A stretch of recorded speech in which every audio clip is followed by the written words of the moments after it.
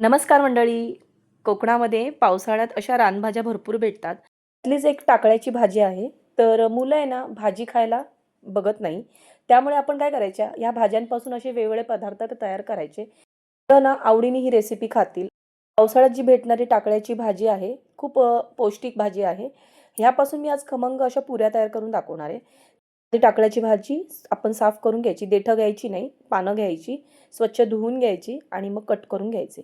मिक्सरचं भांडं घेतलं, त्यामध्ये 1 चमचाभर मी धने घेतले, अर्धा चमचाभर मी जिरं घेतलंय, चमचा मी ओवा घेतलेला आहे. हे भरडून घ्यायचं आपल्याला. आता तिखटसाठी मी हिरव्या मिरच्या घातल्यात, तर हे जास्त तिखटच्या मिरच्या नाहीये. ते 2-3 चमचे आपल्याला ओलं खोबरं घालायचं आहे. छान टेस्ट येते ह्या पुऱ्यांना. थोडीशी कोथिंबीर घालायची आणि मिक्सरला आपल्याला हे भरडून घ्यायचं आहे. पाणी वगैरे घालायचं नाही. एक परात घेतलेली आहे. तर त्या परातीमध्ये आपल्याला 2 वाटी आपल्याला गव्हाचं पीठ घ्यायचं आहे. चमचे मी बेसन घातलंय, 1 चमचा बारीक रवा घातलाय. सगळं मिक्स करून घ्यायचंय. थोडंसं मीठ घालायचं आहे.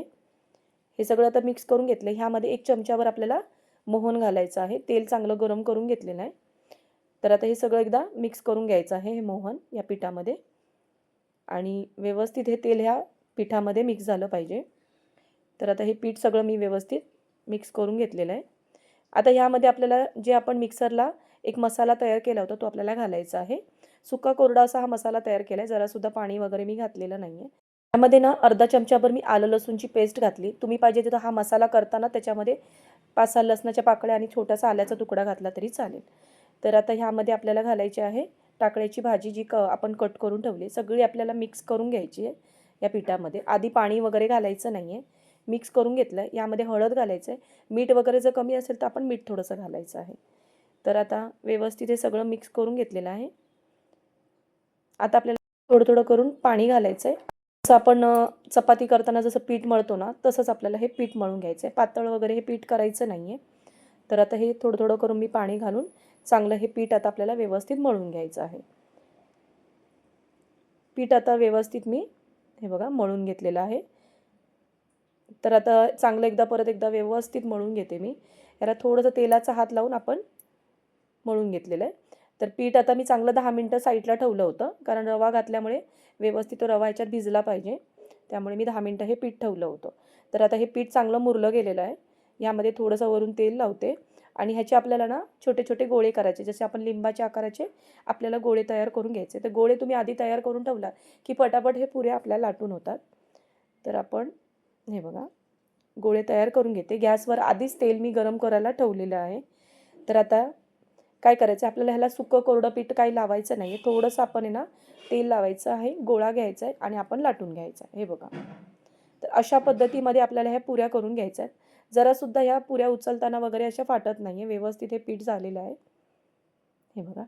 तर ह्यामुळे अशी पौष्टिक तुम्ही रानभाजी ना मुलांना खाऊ घालू शकता. त्यामुळे अशा रानभाज्या जर तुम्हाला भेटल्या, तर तुम्ही कुठलीही रानभाजी वापरून, कुठलीही पालेभाजी तुम्ही वापरून अशा पुऱ्या तयार करू शकता आणि मुलांना कळणारसुद्धा नाही आणि मुलं आवडीने सुद्धा खातील. तर आता पुऱ्या आपल्याला तळून घ्यायचं आहे. तेल चांगलं गरम झालेलं आहे. तर आता आपण ह्या पुऱ्या तळून घेऊया. आता ह्या पुऱ्या मी तळून घेते सगळ्या. हे बघा.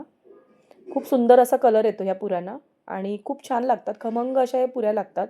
मध्ये आपण पालेभाजी घातल्यामुळे कधी-कधी अशा पुऱ्या आपल्या फुगल्या पण जात नाही. पुऱ्या जरी फुगल्या नाही, तर ह्यामध्ये आपण गव्हाचं पीठ घातलेलंच आहे. तर त्या पुऱ्या मऊ तर होतात. जरासुद्धा अशा तुमच्या कडक वगैरे होणार नाही या पुऱ्या.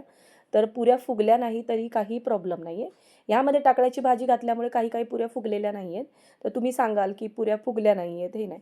पण नंतर तुम्हाला मी एक पुरी तोडून दाखवते. त्यामुळे तुम्हाला कळणार, की ह्या पुऱ्या किती नरम झालेल्या आहेत. तर हे बघा, अशा पद्धतीमध्ये ह्या सगळ्या पुऱ्या मी करून घेतलेल्या आहेत. पुऱ्या तयार आहेत. बघा अशा खमंग. कलरसुद्धा खूप छान आलेला आहे. खायला चायमध्ये असे डुबवून खायला पण खूप छान लागतात किंवा तुमच्याकडे जर बटाट्याची भाजी किंवा कुठलीही भाजी केली त्याच्याबरोबर सुद्धा छान लागते. मुलं सॉसबरोबर सुद्धा खाऊ शकतात ही भाजी. खमंग पुऱ्या. टाकळ्याच्या भाजीपासून केलेली ह्या पुऱ्या खमंग. बघा, तुम्हाला आता ही पुरी एक मी तोडून सुद्धा दाखवते. एकदम मऊ अशा झालेल्या आहे. मस्त असे ना आपण काय करायचे, गरम-गरम झाल्यानंतर थोडे थंड झाले, की आपण एका डब्यामध्ये पॅक करून ठेवले, की तसे तसे राहणार त्या पुऱ्या आणि 2-3 दिवस हे आरामशीर टिकणाऱ्या ह्या पुऱ्या आहेत. तर नक्की करा, मुलांना द्या, आवडतील मुलांना. मुलांच्या डब्यासाठी तर ही योग्य रेसिपी आहे. तर नक्की ही रेसिपी करा. आवडली असेल तर नक्की मालवणी ज्योती किचनला सबस्क्राईब करा, लाईक करा आणि शेअर करा. हा व्हिडिओ आवडला असेल तर कमेंट करायला जरासुद्धा विसरू नका. आणि जर तुम्हाला नवीन काही रेसिपी बघायची असेल तर नक्की कमेंट करा. चला भेटूया आपण पुढच्या रेसिपीमध्ये. धन्यवाद.